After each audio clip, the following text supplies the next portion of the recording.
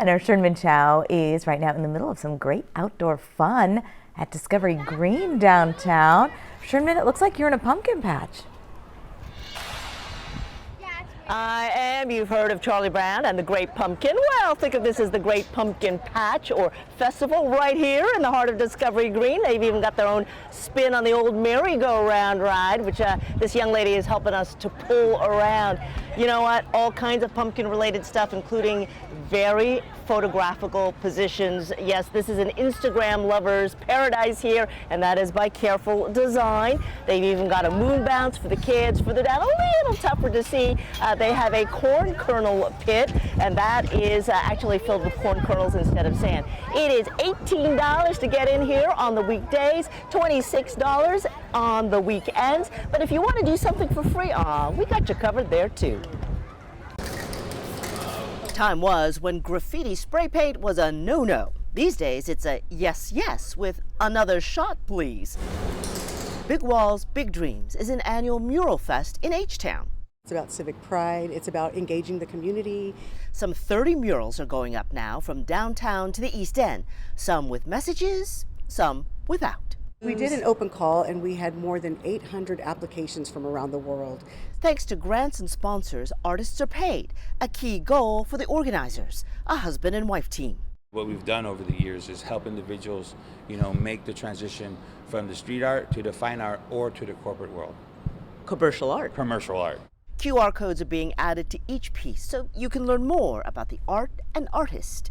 Each has his or her own spin. Like this one, it's still under construction, but will allow you to access an animated filter over the mural.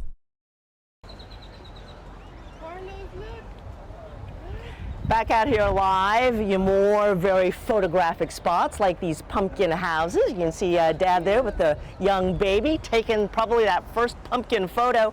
And also here at the Discovery Green Pond, they have kayaks. So if you want, you can paddle around here. And you might say to yourself, well, what's to see in this small pond? Well, take a look. A very big yellow duck. That's right. There is just about everything out here and everything you'll want to have your picture snapped with. Guys? Oh my goodness, Sherman's having the best time. I love it.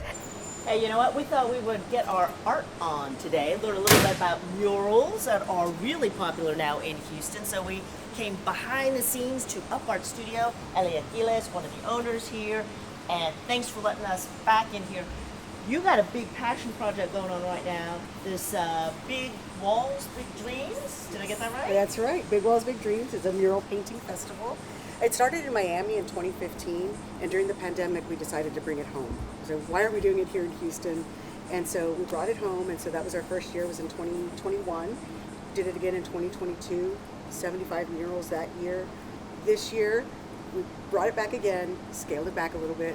We did about 30 murals. We still have a few in progress with about 27 completed. We have about 5 or 6 more that will be painted in the next month or so. So is this like about civic pride? It's about city beautification. It's about civic pride. It's about engaging the community and getting the community out to come and see some art. How do you choose which artists do people have to apply, and how do they get paid? So we did a open call. And we had more than 800 applications from around the world. And so it is very difficult and time consuming, but it was like just being strategic about making sure we had a diverse group of artists. This year we really wanted to focus on Hispanic Heritage Month. So about 80 to 90% of the artists on the roster this year were of Hispanic descent or came from Latin American countries. And that was our focus this year. Not really a specific theme, but just giving these artists a platform. And who pays for all this? So we have sponsors. It's a multitude of sponsors. First and foremost, we have we got a grant through the Houston Arts Alliance, City of Houston. Deal Properties, Deal Co. Is a big sponsor of ours. This year we also had the ACLU, East Aldine Management District, and a bunch of other management districts came in, and then a couple of other companies also supported. Okay, because sometimes like messages maybe dovetail, like the Absolutely. Vote, Fight for Your Vote. Yes, Lucha por tu voto is a mural that we did in collaboration with the ACLU and artist El Simi, who's from El Paso. And it was a great collaboration between the parties, and I think we got a really fantastic mural for Houston out of it, as well as, starting to shine some light on that luchador movement here in this neighborhood, which is really great because they focus on showing youth the culture and bringing them into that, which is I think really a neat thing. Okay, my youngest son is a luchador fan, but that's a whole nother story. I digress. So what do you got here? This is kind of interesting, this whole black and white battle. What was this about? So for our closing party, we had a party at the Last Concert Cafe, and we had a Secret Walls battle. And Secret Walls is a painting battle that happens all around the world. It started in Bristol, Bristol, UK, and the founder brought it over to the United States, and they do these battles. They're currently on tour right now, and this was part of that, and we got to celebrate. So basically, it's 90 minutes. It's 2 teams of artists. The artists are given, they're not able to do any sketches, they're not able to have any references, so it's all just what's in their mind and a black marker or black paint. And they go head to head for 90 minutes. There's very little pre-planning. They're given 15 to 30 minutes ahead of time to know who their teammate is, and they can plan what their artwork is going to be. A lot of times it's one team against the other, so they're trying to poke at the other team. So you kind of see that here. The team here, we had one artist from Chicago, so you see like the Chicago deep pan pizza here, and they've got a rat on it. So they're trying to diss this other team, or one of the members of the team who's from Chicago. Okay, because this has definitely got some Houston. We got the cowboy, we got the astronaut, the Dia de los Muertos astronaut up there, little Chicago bear deal on that. Okay, and then over here, so what's the message on this side, man? So the message on this side, I think they were just trying to play on their styles. KHOU does a lot of, these animalistic, fantasy kind of creations. He also painted a large mural at Winter Street over at Sawyer Yards, which is an enormous, beautiful storytelling piece. And then we had Worm, who's a graffiti artist. So you see the kind of graffiti-inspired letters in the middle with the train here, and his goes by Worm, so his little character Worm there. So you have who won?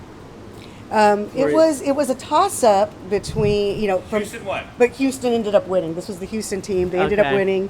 It was we've got 2 judges, and then the 3rd judge is the audience. Okay. And so the audience was kind of in a dead heat, but the judges ended up ultimately choosing this piece. A little home court advantage, maybe. All right.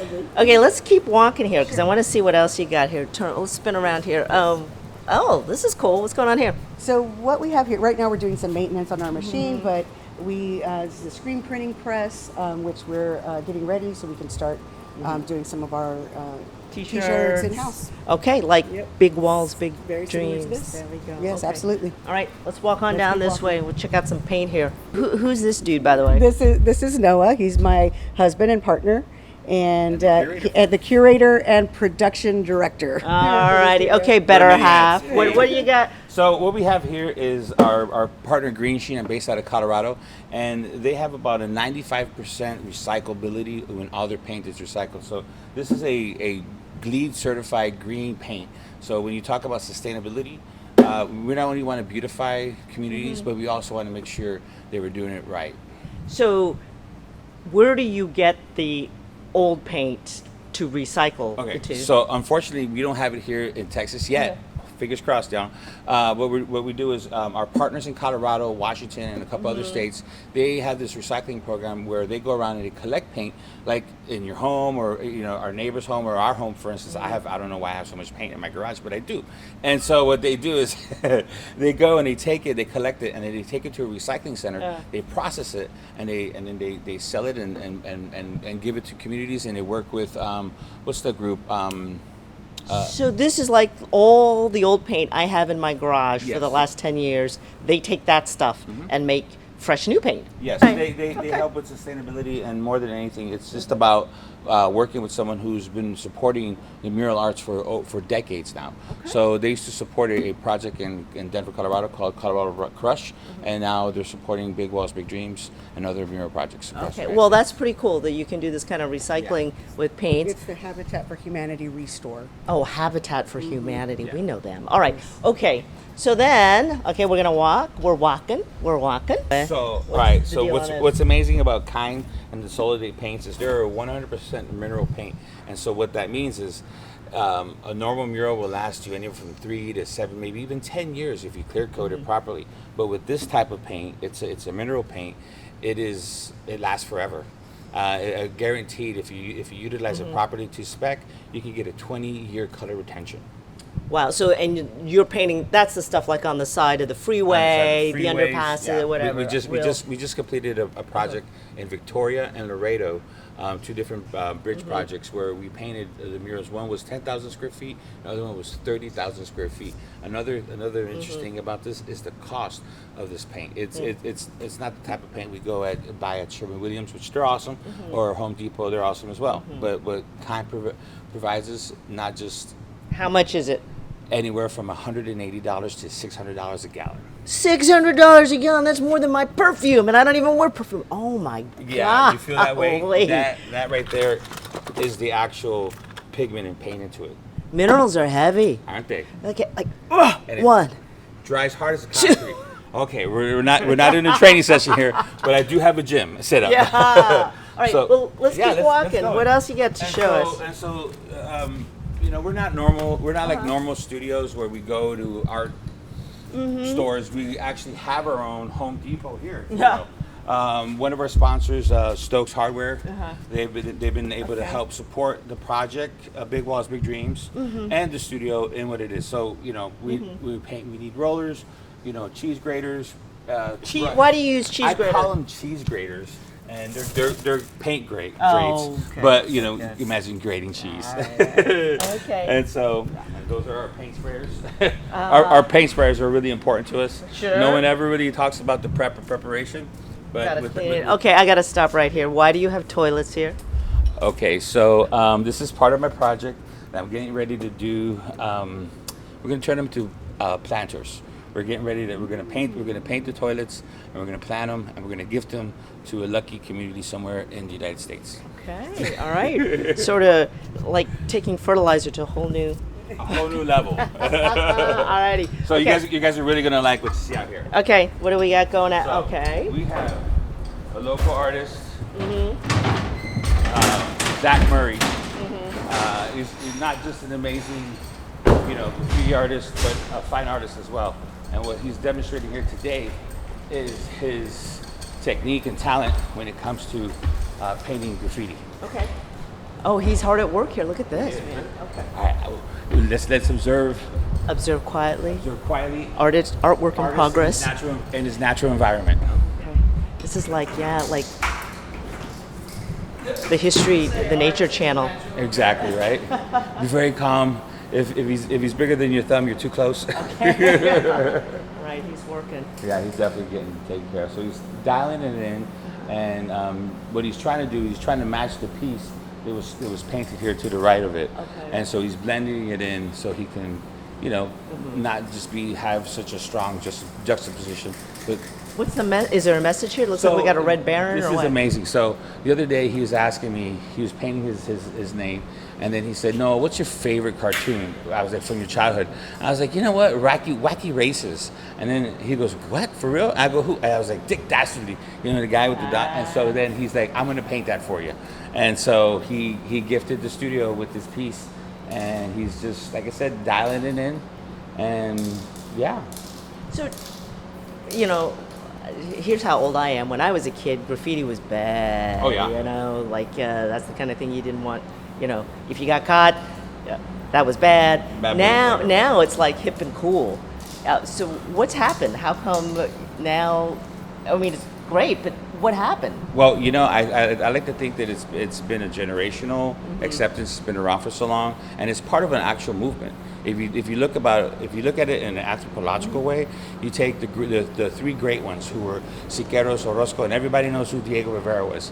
They started the actual mural movement back in the 30s and 40s, and then in the 70s and 80s you had the Chicano movement, the people who helped them create murals. It's called the Chicano El Movimiento.